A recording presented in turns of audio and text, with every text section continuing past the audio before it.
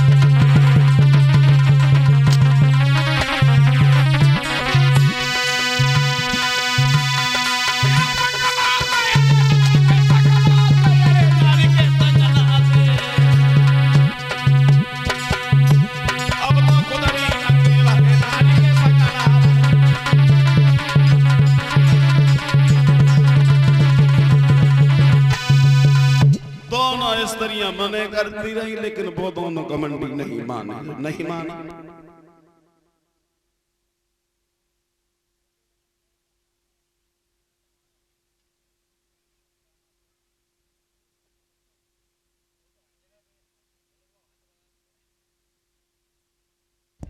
साथी, कपड़े उतारे नागिन होकर के जल में नहाने लगे। अकस्मात देव ऋषि नारद का आना हुआ। वो चार और आ रहे थे। जैसे ही दोनों स्त्रियों ने नारद को आता हुआ देखा तो बाहर निकल करके अपने कपड़े पहन लिए, लेकिन वो दोनों घमंडी ऐसे ही खड़े रहे। तो नारद को क्रोध आ गया, दोनों को श्राप दे दिया, कबूर को मुझे देख करके तो वृक्ष की तरह ऐसे खड़े रहे तो मैं तुम्हें श्राप देता हूं, तुम दोनों वृक्ष बन जाओगे।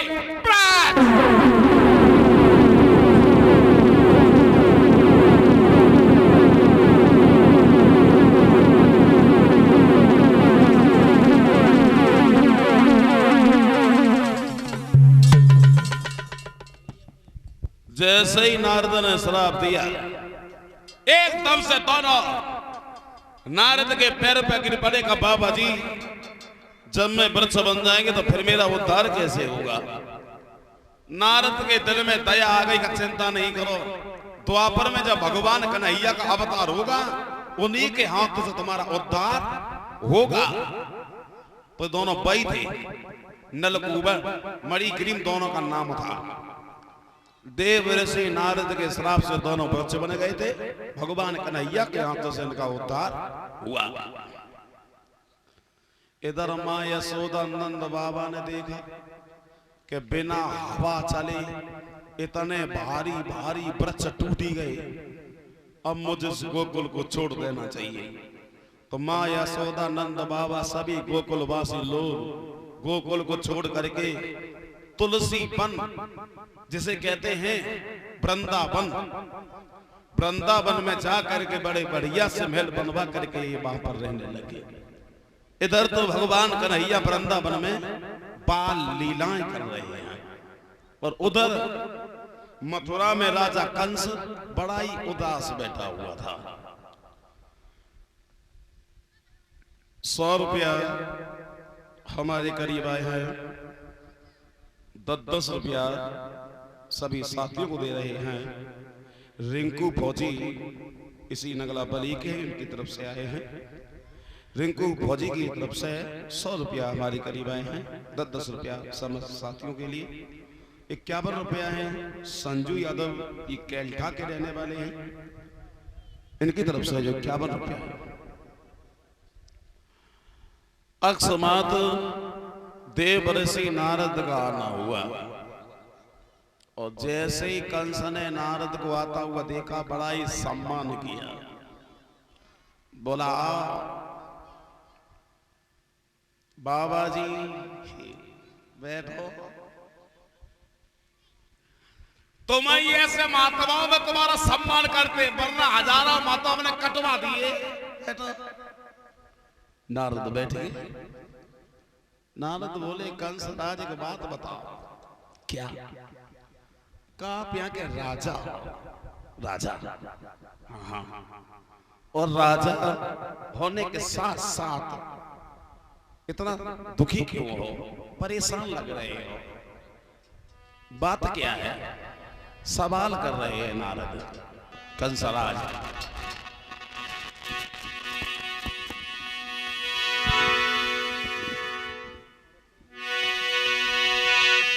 कि नारद बोले ए कंसराज और विदशा बिगड़ती जाती है।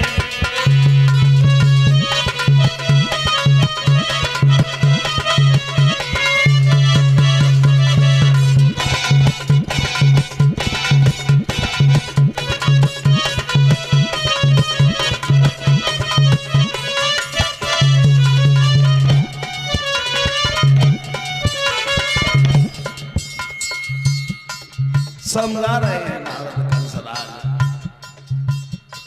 कारण क्या है? अरे तुम राजा और राजा होने के साथ साथ इतना दुखी क्यों हो? समझा?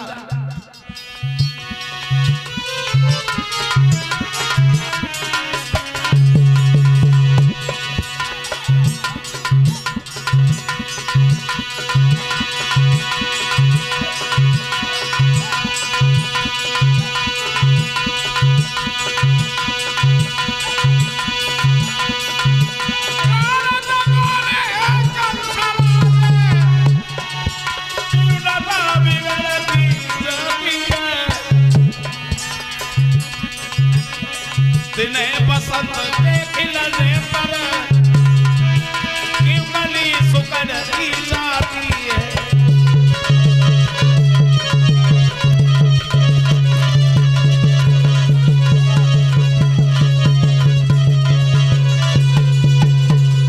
देव ऋषि नारद समझा रहे कहो कंसराज राजा होने के साथ साथ इतना दुखी, बात क्या है, क्यों दुखी है?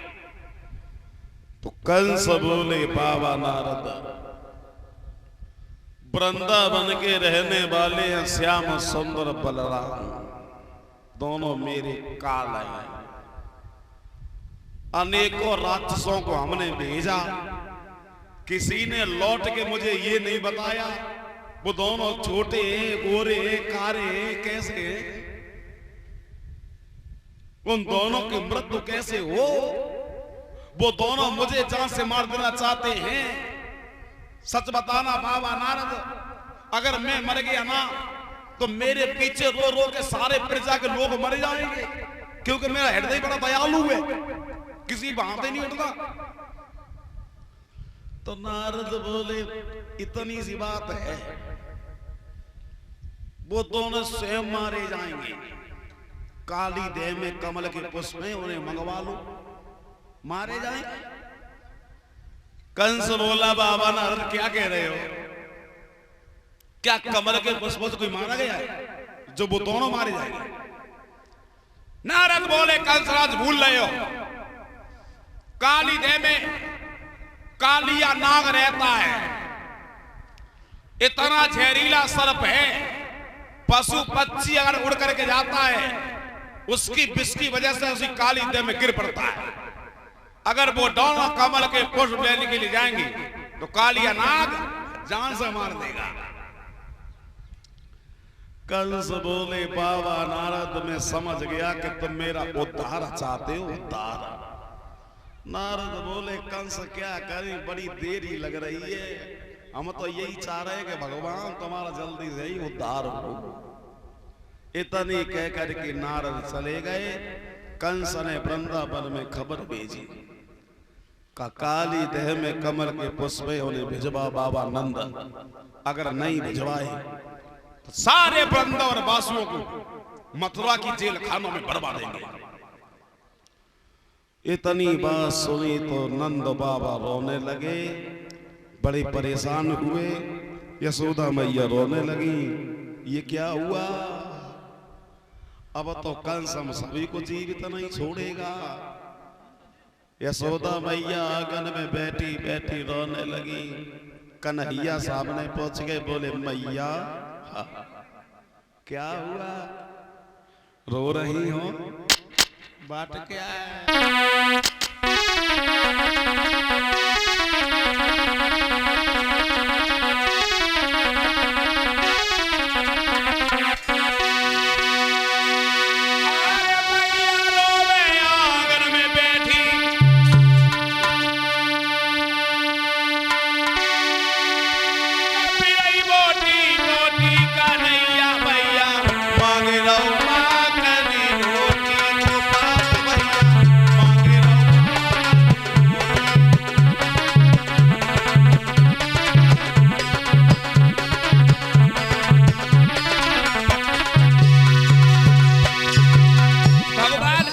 सवाल करते बोले भैया बोलो, अगर तुमसे किसी ने कुछ कहा है तो मुझे बताओ, जीवित तो नहीं छोड़ेंगे बल्कि जान से ही मार डालेंगे।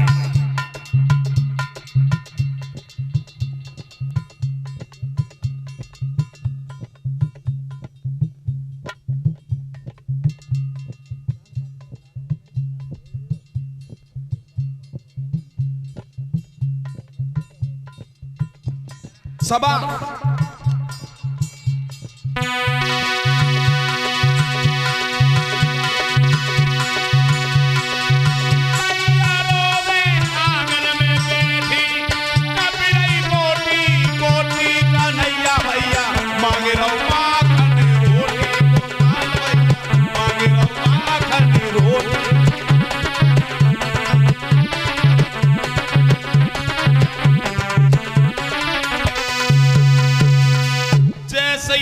सब तो नंद बाबा ने सुने तो नंद बाबा बोले श्याम, मथुरा से कंस की खबर आई है, जो काली देह में कमल के पुष्प में उन्हें भिजवाओ, अगर किसी ने नहीं भिजवाए तो सारे वृंदावन वासियों को मथुरा की जेल खानों में बर्बाद देगा।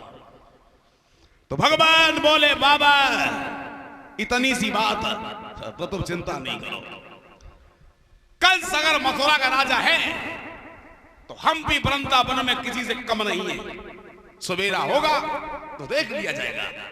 भगवान माँ यशोदा को समझ आते हैं, नंद बाबा को समझ आते हैं। सवेरा हुआ तो कन्हैया माँ यशोदा से बोले मैया अगर तुम्हारी आज्ञा हो जाए तो आज हम खेलने के लिए जा रहे हैं। यशोदा मैया बोली लाला जा तो रहे हो, चले जाओ, हर जगह जाना, लेकिन काली देह पर गेंद खेलने के लिए नहीं जाना। भगवान बोले भैया हम वहां नहीं जाएंगे। पहुंच गए भगवान कन्हैया सभी ग्वाल वालों के सामने। दामा से कहा दामा चलो गेंद खेलने के लिए चलेंगे। दामा बोला कन्हैया चलेंगे तो, लेकिन ऐसे नहीं चलेंगे। फिर कहा मेरी गेंद कहीं चली न जाए, अगर मेरी गेंद कहीं धोखा से भी चली गई तो मैं यही गेंद ले लेंगे, समझ गए। तो भगवान बोले दामा भैया गेंद खेलेंगे खोएंगे थोड़ी ना है? गेंद निकालो ना भैया सीधी मती खा ले लाला बात का छोटा